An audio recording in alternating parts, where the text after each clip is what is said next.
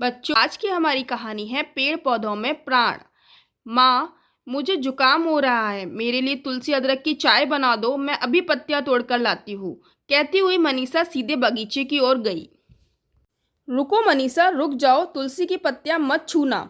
संध्या के समय पेड़ पौधों के पत्ते कभी नहीं तोड़ने चाहिए। मैंने तुलसी की पत्तियां सुखा कर रखी हुई है, उन्हीं से तुलसी अदरक की चाय बना दूंगी, माँ ने कहा। मनीषा हंसने लगी, बोली, माँ, पढ़ी लिखी होकर भी आप ये कैसी बातें करती हो? माँ ने कहा, नहीं बेटी, मैं तो विज्ञान द्वारा सिद्ध बात ही कर रही हूँ। पेड़ पौधों में भी प्राण होते हैं, बिल्कुल हमारी तरह। वे भी रात को आराम करते हैं, हमारी तरह उन्हें भी प्यास लगती है। इसलिए ही तो तुम गमलों में रोज पानी देती हो। हाँ माँ, मनीषा ने कहा। बेटी, आज से लगभग 100 वर्ष पूर्व तक लोग मानते थे कि पेड़ पौधों में जीवन नहीं होता, वे सुख दुख का अनुभव नहीं करते। परंतु हमारे देश के ही एक प्रसिद्ध वैज्ञानिक ने प्रयोगों द्वारा यह सिद्ध कर दिया कि पेड़ पौधों में जीवन होता है। उन पर भी हमारी तरह गर्मी, सर्दी, विष आदि का प्रभाव पड़ता है।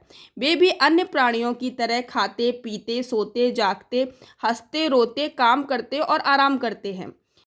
पर माँ, ये वैज्ञानिक थे कौन? मनीषा ने उत्सुकता से पूछा। जगदीश चंद्र बसु। उन्होंने ही सबसे पहले इस बात का पता लगाया था। उन्होंने यह भी सिद्ध कर दिया था कि सभी जीव जंतुओं की तरह पेड़ पौधों के भी दिल, धमनियां और तंतु होते हैं।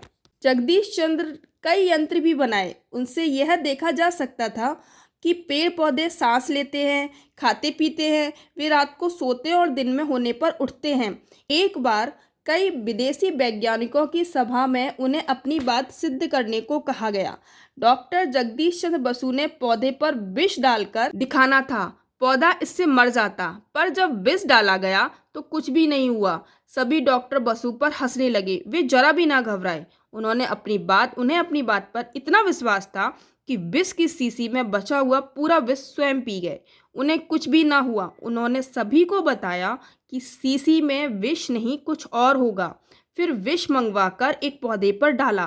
पौधा सबके देखते देखते मुरझा गया, बेजान हो गया। सभी आश्चर्य से देखते रहे। उन्होंने डॉक्टर जगदीश चंद्र की इस खोज के लिए उनकी प्रशंसा की।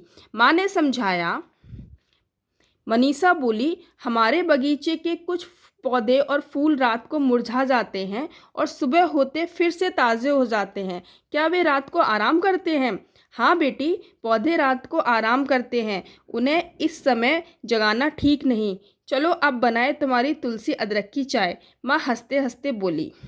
आपने क्या सीखा कि पेड़ पौधों में भी प्राण होता है, उन्हें भी चोट लगती है, उन्हें भी भूख लगती है। इसलिए आपको कभी भी जब आप गार्डन या बगीचे में जाते हैं तो अपने आसपास के पौधों को, पत्तियों को, फूलों को नहीं तोड़ना चाहिए और उन्हें पानी देना चाहिए। Like it, please like, share and subscribe. Thank you for watching us.